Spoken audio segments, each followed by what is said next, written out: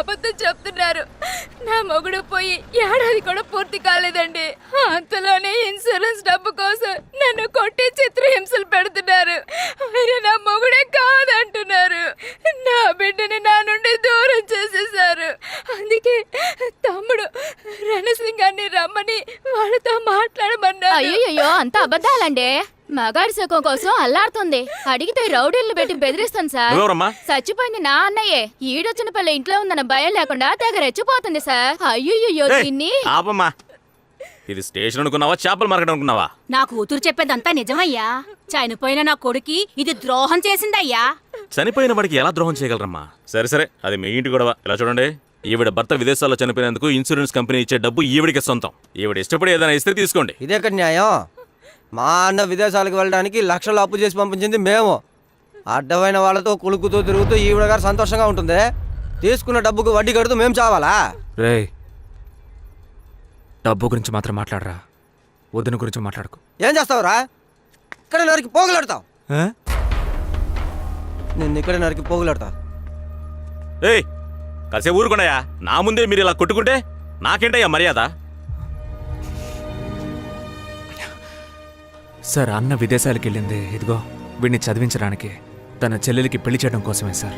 పెళ్ళాం బిడ్డల గురించి కూడా తను ఆలోచించలేదు. విదేశాలకు వెళ్ళి చచ్చిపోతే డబ్బులు వస్తాయని తెలిసా చచ్చిపోయాడు. కానీ విదేశాలకు వెళ్ళి చచ్చిపోతే ఇంత డబ్బులు వస్తాయని తెలిస్తే వీళ్ళే కొట్టి చంపేసేవాళ్ళు. నేను చెప్పేది విను. ఎలా చూసుకున్నా ఇది వాళ్ళ కుటుంబ వ్యవహారం. ఇందులో మూడో మనిషివి నువ్వు జోక్యం చేసుకోకు. సార్, పిల్లాడికి వదినికి రావాల్సిన డబ్బు ఇచ్చేసి మిగతా డబ్బుని ఎలాగైనా పంచుకోమనండి, చావమనండి. ఇలా వదిని తప్పుగా మాట్లాడడం, పిల్లాడిని అమ్మ నుంచి దూరం చేయడం, ఇలాంటి పనులు చేస్తే మాత్రం నేను చూస్తూ ఊరుకోను సార్. ఏం చేస్తారా?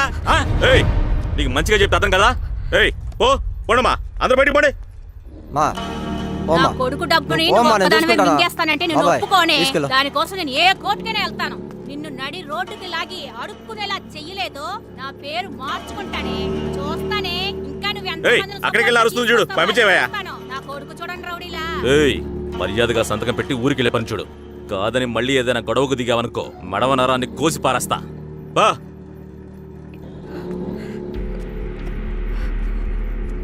ఇలా చూడమ్మా, మీ వాళ్ళకి ఇలా స్టేషన్కి పిలిచి నోటితో మంచిగా చెప్తే అర్థం కాదు. నీకు రాబోయే డబ్బులో వాటా ఇమ్మని ఖచ్చితంగా గొడవ చేస్తారు. నువ్వు కోర్టుకు వెళ్ళడమే నీకు నీ బిడ్డకి మంచిది. అర్థమైందా? ఏంటి రణసింగం, ఊళ్ళో సమస్యలన్నీ మీరే తీర్చేస్తే ఇంకిక్కడ మేమెందుకున్నట్టు చెప్పండి. వెళ్ళండి. ఇలాగే రొమ్ము విరుచుకుంటున్నాడు, ఏదో ఒక రోజు విరిచేస్తాను. వెళ్ళి రణసింగం వెళ్ళమంటుంటే వాడికి పాస్పోర్ట్ వెరిఫికేషన్ అయిపోయిందా? వాడు విదేశాలకు ఏం వెళ్తాడు, ఇక్కడే ఉండి వ్యవసాయం చేసుకుంటానంటున్నాడు. పాస్పోర్ట్కి అప్లై చేసేగా. అన్నయ్య, 33x28 ఎంత చెప్పు? 924. 927. 924 నువ్వు రాయ్. బావా, ఎమ్మెల్యే ఆఫీస్ నుంచే వస్తున్నాను. ఆఫీసర్లు పోలీసులు కలిసి మన ఊళ్ళో 144 సెక్షన్ పెడతారట. 144? ఏం చేస్తున్నారు? ఇంకా దేనికి? ఉమ్మడి తాగునీరు పథకం మన ఊరికి లేదని 2 రోజుల్లో ప్రకటించబోతున్నారు. ఇది తెలిస్తే నువ్వేం చేస్తావు? ఊడికిపోతావు. అందుకే ముందుగా 144 సెక్షన్ పెడతారట. వాళ్ళెవరు నా ఊరికి ఏది కావాలి ఏది వద్దని నిర్ణయించడానికి? అధికారంతో ఎక్కడో కూర్చున్నట్టు చూసావా? ఆడాడి పెళ్ళాన్ని తీసుకుని మన ఊరికి వచ్చి కాపురం చేయాలి. ఆడి పెళ్ళం రాత్రి 2ంటికి నీళ్ల కోసం నీళ్ల బండి తోసుకొని వెళ్ళాలి. అప్పుడు అర్థమవుతుంది మన ఆడోళ్ళ కష్టం. ఏం బాబు, నీళ్ళడితే కర్ఫ్యూ వేస్తారా? ఏని మనమెవరో చూపిద్దాం. చింతాలు చెప్పింది నిజమే. అలా చేసి ఓట్ల కోసం ఊళ్ళోకి వస్తారా? వస్తే నరికి పోగులు పెట్టవా? మరే ఇంకా ఎన్నాలని భయపడుతూ బతుకుతామండి. పోలీసుల తుపాకీలో మనమో తేల్చుకుందాం. ఇలా ఆవేశపడడం వల్లే, తొందరపడడం వల్లే మనం పైకి రాలేకపోతున్నాం. ప్రభుత్వం యజమానుల కోసం పథకాలు తీసుకొస్తుంది, మనం వాటిని ఎదిరించి పోరాడతాం. వాటికి వ్యతిరేకంగా కోర్టులో కేసు కూడా పెడతాం. కోర్టు ద్వారా న్యాయం దొరుకుతుందని ఎదురు చూస్తూ ఉంటాం. కేసు కోర్టులో ఉంది, కేసు కోర్టులో ఉందని చెప్తూ ఉంటారు. ఎదురు చూసే మనకి వయసు అయిపోద్ది. మనకే తెలియకుండా మనం వద్దని చెప్పిన పథకాలు మన మీద, మన పిల్లల తలల మీద వాళ్ళు రుద్దలేదా? అవునా కాదా? ఏదో పెద్ద చీరేస్తానంటున్నారు. రేపు ఎవడైనా ఓటు కోసం వస్తే మన కులవాడని ఓటేసే రకమేగా మీరు. అవునా కాదా? మరి కులం, మతం, దేవుళ్ళు అని చెప్పి మనల్ని తేలిక వల్ల వేసేసుకుంటారు. మన పోరాటాన్ని ముగించడంలో వాళ్ళు ఎంత క్లియర్గా ఉన్నారో అలాగే ఏది కావాలో ఏది వద్దో అని మనం క్లియర్గా ఉండాలి.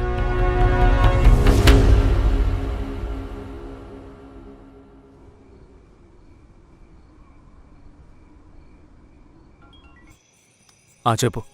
నేను అప్పుడే చెప్పాను కదా బావా. ఏంటే ఎప్పుడు మగాడికి మొగుళ్ళో మాట్లాడుతూ ఇప్పుడు మూలుగుతున్నావు? ఇప్పుడు ఎలా బావా?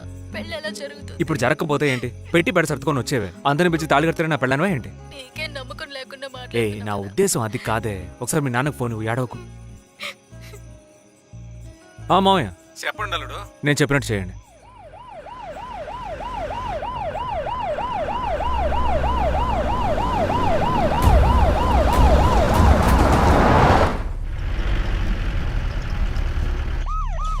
అమ్మా ఆగండి. ఏంటమ్మా ఈ టైంలో తిరుగుతున్నారు? ఆ ఏంటి తిరుగుతున్నావా? నీళ్లు కావాలి. నీళ్లు మీరు తెచ్చివ్వండి, ఇలాగే ఇంటికి వెళ్ళిపోతాం. ఏదో ఒక సాగుతో బయటకు వచ్చారు. పోమా. అలాగే.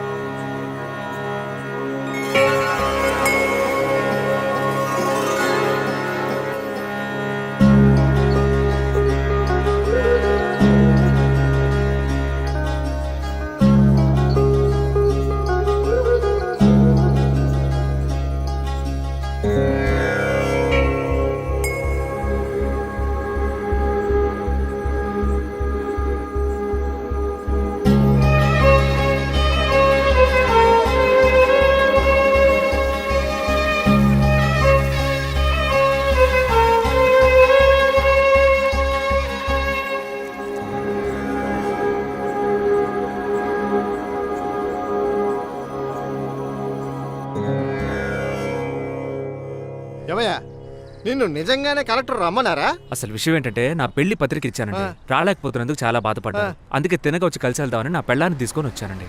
అదిగో అయ్యగారే వచ్చేసారు. బావా, కలెక్టర్ నిజంగానే నీకు ఫ్రెండా? పోలీస్ మన మిత్రుడైనప్పుడు కలెక్టర్ అవ్వకూడదా? కలెక్టర్ చూడడానికి వచ్చి మన కొర్రాల శివలాలు లేరు. శుభోదయం సార్. రణసింగం. అవును సార్. ఏంటి పెళ్ళా? అవును సార్, నిన్న నైట్ అయింది. నైటా? అవును సార్, మీరు 144 కర్ఫ్యూ విధించారు కదా, అందరూ చాలా స్ట్రిక్ట్గా ఉన్నారు. ఇక పగటిపూట అందరిని పిలిచి పెళ్లిని చేసుకుంటాం. అందుకే కట్టుకోబోయే అమ్మాయికి దొంగతనంగా తాళి కట్టాల్సి వచ్చింది. మీలాగా అధికారులు అయితే పర్వాలేదు, మాట మార్చి వాయిదా వేయొచ్చు. కానీ మాకు మాటే ముఖ్యం సార్. It's okay. 144 కర్ఫ్యూ విధించింది వేరే కారణాల కోసం, మీ పెళ్లి ఆపడానికి కాదు. నా వరకు ఒకటి చెప్తే అది చేసేయాలి సార్. అది విడిగా రహస్యంగా చెప్పినా సరే, లేదా ఊరందరి ముందు చెప్పినా సరే. ఇందులో కారణం చెప్పి తప్పించుకోవడానికి ఏం లేదు రణసింగం. అండ్ ఊర్లో ఉన్న వాళ్ళందరూ మీలాగా దేశ సమస్యల కోసం, సమాజం కోసం న్యాయంగా పోరాడితే పర్వాలేదు. కానీ మన దేశంలో అలా లేదుగా. బై ద వే, ఊరు జనమంతా నాకు ఇచ్చిన టైం ఇంకా అవ్వలేదనుకుంటా. మీరు అడిగింది త్వరలోనే మీకు అందుతుంది. మీ ఊరు సమస్య కోసం ఒంటరిగా పోరాడుతున్నారనే మీతో నుంచి మాట్లాడుతున్నాను. పెళ్లి శుభాకాంక్షలు. థ్యాంక్స్. వివాహ జీవితాన్ని సంతోషంగా మొదలుపెట్టండి. ఈ సమస్యని నాకు వదిలేయండి. Thank you sir. పేరేంటమ్మా? సీతాలు. చెయ్యు. కంగ్రాచులేషన్స్. సంతోషం.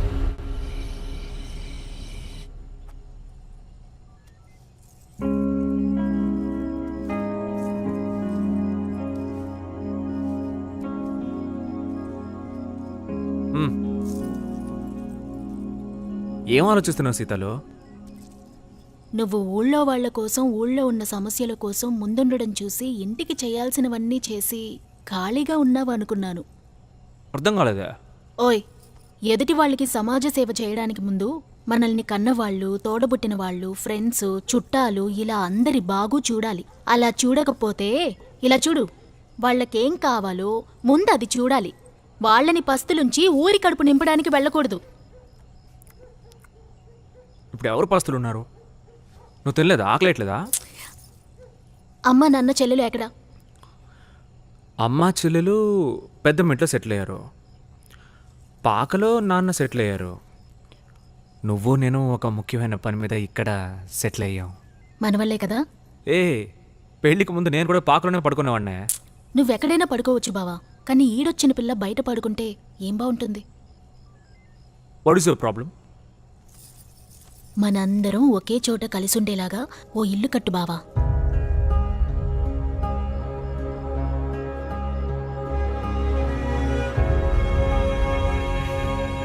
సరే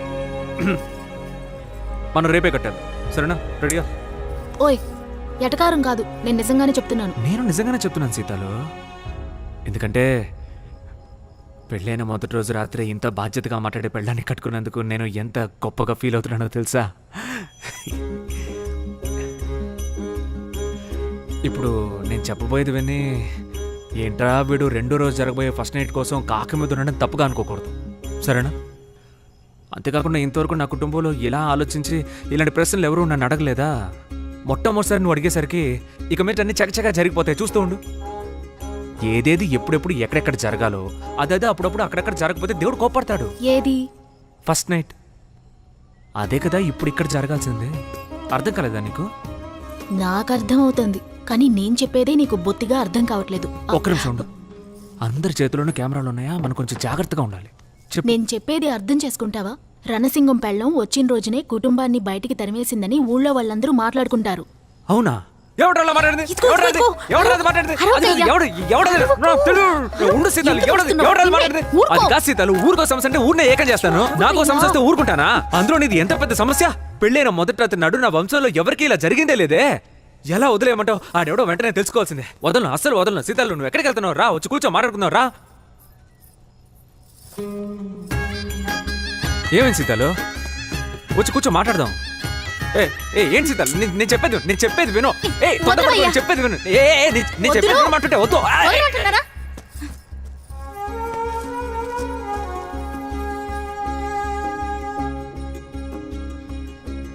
సీతాలు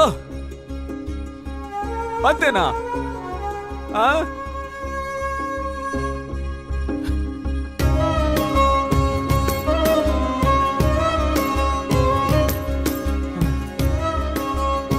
ఎందుకు లేచి నుంచున్నావు? ఎందుకంటే నుంచోవాలని ఉంది. నా ఇష్టం.